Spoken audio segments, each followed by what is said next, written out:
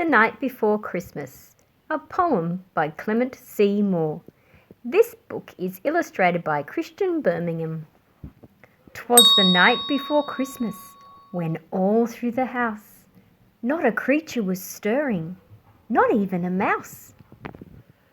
The stockings were hung by the chimney with care, in the hopes that St. Nicholas soon would be there. The children were nestled all snug in their beds, while visions of sugar plums danced in their heads. And Mamma in her kerchief, and I in my cap, had just settled down for a long winter's nap. When out on the lawn there rose such a clatter, I sprang from my bed to see what was the matter. Away to the window I flew like a flash, tore open the shutters and threw up the sash. The moon on the breast of the new-fallen snow gave a lustre of midday to objects below. When what to my wondering eyes should appear but a miniature sleigh and 8 tiny reindeer. So lively and quick, I knew in a moment it must be St. Nick.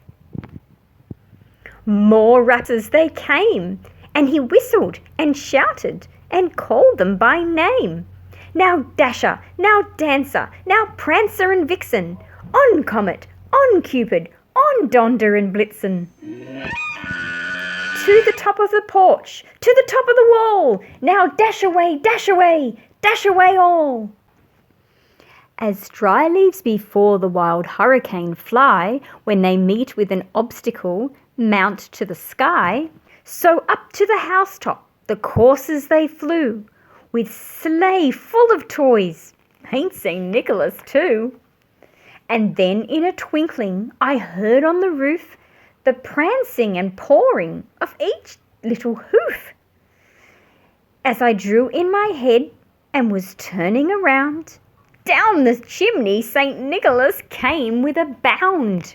He was dressed all in fur from his head to his foot, and his clothes were all tarnished with ashes and soot. A bundle of toys he had flung on his back, and he looked like a peddler just opening his pack.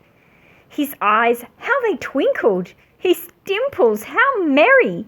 His cheeks were like roses, his nose like a cherry. His droll little mouth was drawn up like a bow, and the beard on his chin was as white as the snow. The stump of a pipe he held tight in his teeth, and the smoke it encircled his head like a wreath. Broad face and a little round belly that shook when he laughed like a bowl full of jelly. He was chubby and plump, a right jolly old elf, and I laughed when I saw him, in spite of myself. A wink of his eye and a twist of his head soon gave me to know I had nothing to dread.